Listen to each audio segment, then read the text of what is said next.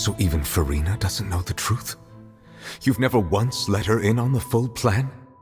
Yes, it had to be done. To deceive the heavenly principles, you must first deceive yourself. She did very well. If she had let her resolve falter even once in these 5 centuries, Fontaine would have been doomed to the most tragic fate. It seems that trusting humanity was the right decision after all. I believe that I understand how your deception works, but that is only half the truth, is it not? How would you build on this foundation to save the people of Fontaine? That is the most important thing. Ah, good. Of course, the Iudex of Fontaine has pinpointed the crux of the issue. I'm sure you've long sensed that the Oratrice is no simple machine, yes? I've always suspected that it had its own consciousness, and Lenny did mention that he heard a human voice within the core chamber. It now seems that that person was you, hidden within the machine all along. Am I right? And then I became one with the Oratrice, taking Fontaine's gnosis with me. Yes, it would seem so, wouldn't it? Alas, your understanding of this device still lacks sufficient depth. In truth, it is no enactor of justice. It is, in fact, a device created to kill the god of justice. I beg your pardon? Oh, you have it. And to be more precise, not only will the Oratrice take down the god of justice, it will also take down the divine throne upon which she has been placed. I mean, did you think I would be the sort to enjoy peaceful repose while Farina suffered? My work over these last 500 years has been to constantly accumulate indemnitium within the Oratrice. But really, some have already discovered that only a small fraction of the energy generated by the device was ever used to provide power to Fontaine. The vast majority had to be, accumulated to enact this death sentence. It was all a part of your plan then?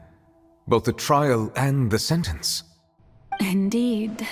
This power, accrued over 5 centuries, could have sustained Fontainians for millennia had it only been used for that purpose. Almost all of it has now been stored within the Oratrice. But only power of this magnitude could hope to destroy the Hydro Archon's divine throne, shaking the rules established by Celestia and breaking through the institution that is the Seven. So the Oratrice's call for death was for neither Farina nor Focalor, but for the Hydro Archon. The destruction of that divine throne. If I do not misunderstand your intent, you must be... returning what's rightfully yours to you, of course. In other words, this was all done to return the authority of the Hydro Archon to the Hydro Dragon of this planet. But...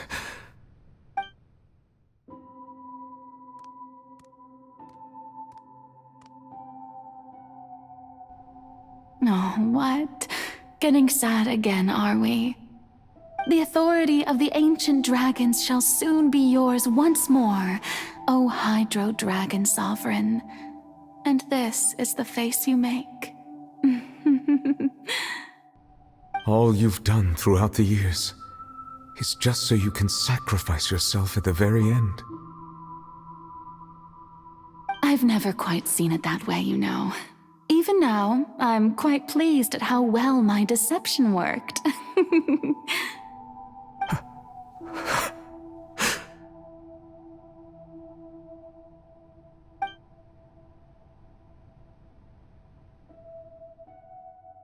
Hydro Dragon, don't cry.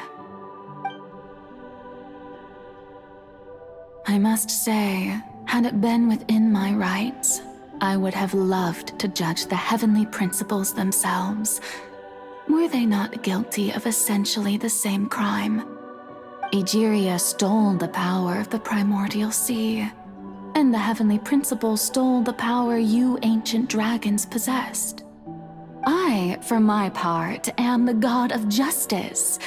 And is it not just that your original powers should be returned to you? Speaking of justice, I have always believed that justice lies in the process of pursuing human existence itself. So, if the theft of the primordial sea's might was Fontaine's original sin, then, leaving matters of procedural right and wrong aside, the descent of the Fontanians as humans and their right to exist in this world would be Fontaine's original justice.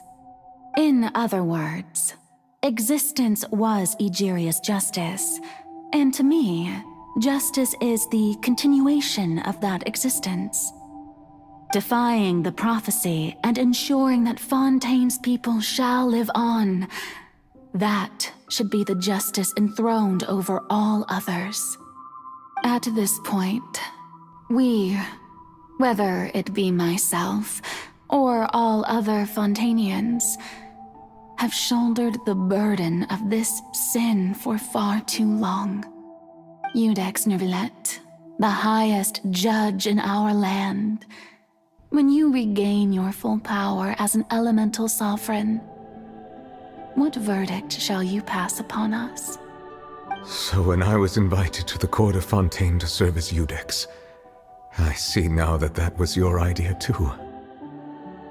At last, I now understand the true purpose behind this position. In the beginning, I was uninterested in human existence. But these 5 centuries of living alongside them have gradually brought about mutual understanding between us.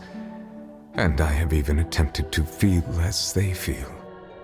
You are a devious one, Focalors. Things being as they are, surely you know that I could never declare them to be guilty.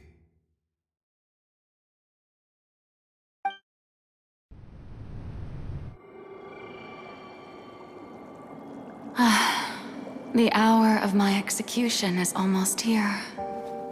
For the sinner, the curtain call has come. I know I may not sound it, but faced with death, I find myself a little afraid. Perhaps this is one thing both gods and humans have in common.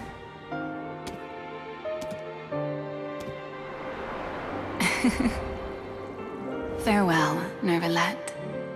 I hope you've enjoyed the part you played these 500 years.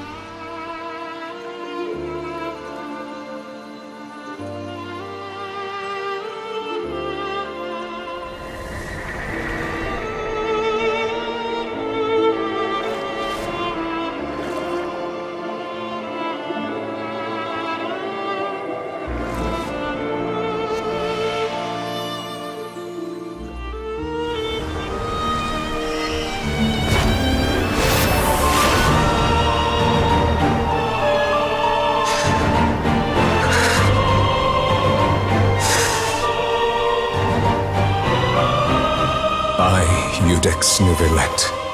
Hereby declare, people of Fontaine, your sins are forgiven.